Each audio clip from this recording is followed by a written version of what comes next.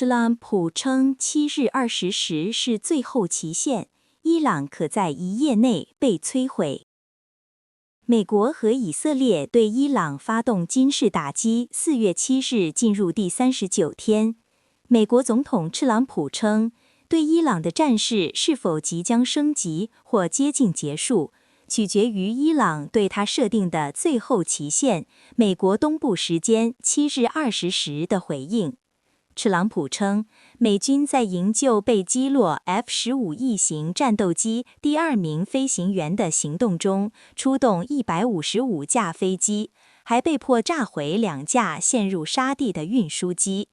特朗普声称，该由美国而非伊朗收取霍尔木兹海峡通行费。联合国秘书长发言人对美方威胁空袭伊朗民用基础技术表示震惊。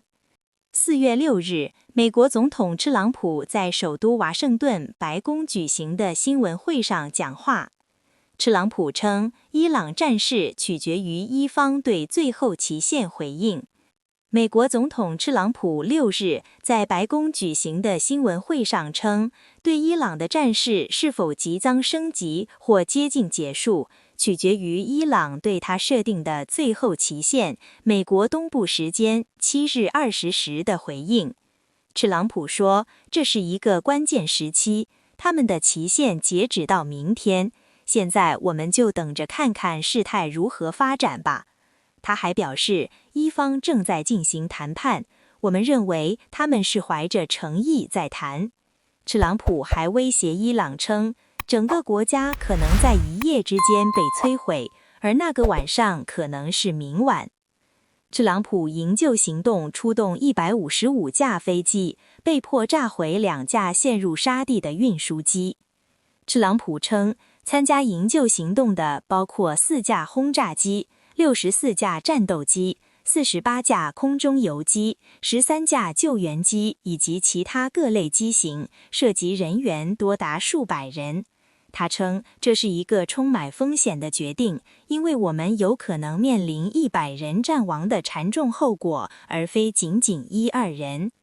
特朗普说，美军在撤离时动用2架大型运输机，并携带了大量装备，但飞机陷入沙地中动弹不得，美军被迫炸毁这2架运输机，以防机载先进防空武器及其他设备被伊方得到。随后，作为应急预案，美方调来3架更轻便、更迅速的飞机接走相关人员。美军参谋长联席会议主席凯恩在新闻会上承认，一架 A-10动机机在先前的营救行动中被敌方火力击中，飞行员在飞离伊朗领空后实施弹射逃生并获救。此外，接应 F-15E 战斗机飞行员的直升机曾遭到猛烈攻击，机身中弹，机组人员轻伤。凯恩说，这次行动共持续50多个小时，美军在营救第2名飞行员过程中，伊朗方面也在搜寻，美军对伊方搜寻队伍进行了多轮空袭。伊朗防空部队3日击落一架美军 F-15E 型双座战斗机，2名飞行员跳伞逃生。美军搜救救援飞机和直升机当天进入伊朗领区，找到并救起1名飞行员。期间，2架美军直升机被击中，但设法转离。伊方还在霍尔木兹海峡附近空域击中一架参与搜救的 A-10攻击机。美东时间4日晚，特朗普宣布，美军已从伊朗救出第2名飞行员。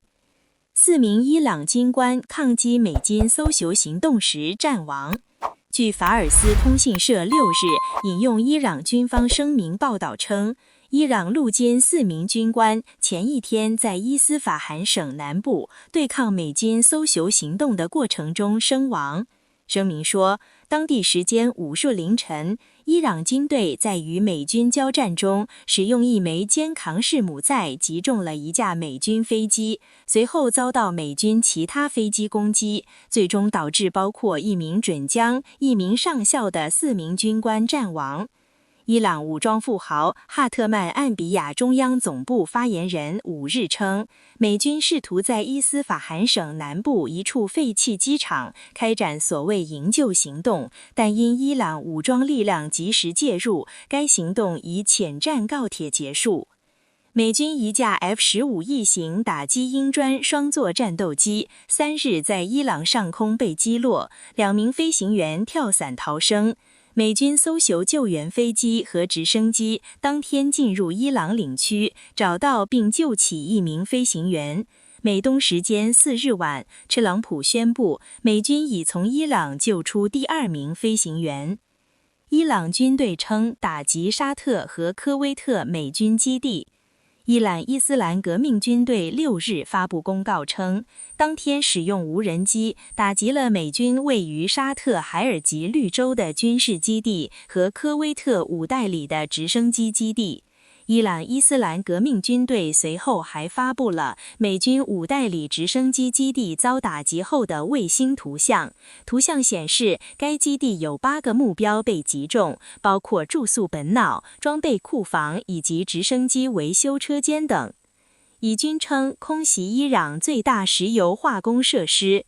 以色列国防军队6日发表声明称，当天对伊朗南部阿萨鲁叶地区的一处大型石化工总合体实施空袭，该设施为伊朗规模最大的石化工总合体。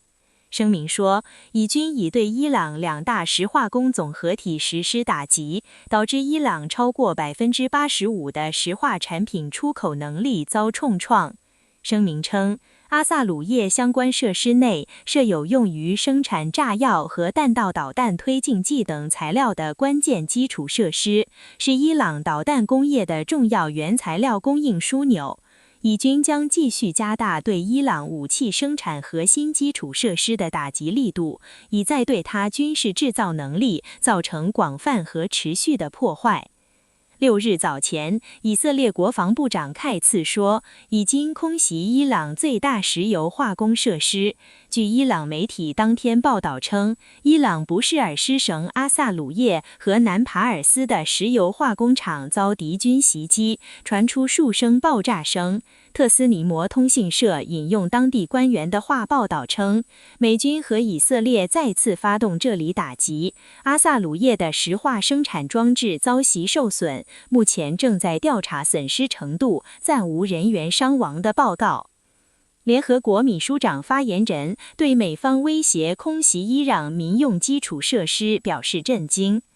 联合国秘书长发言人迪亚里克6日对美国总统特朗普威胁空袭伊朗发电厂、桥梁及其他基础设施的言论表示震惊，强调任何针对基民基础设施的打击都违反国际法。迪亚里克回答媒体提问时说，联合国秘书长重申，包括能源设施在内的基民基础设施不得遭受打击，即使特定基民基础设施在某些情况下被认定为军事目标，如果此类打击可能造成无辜基民伤亡时，这个原则依然适用。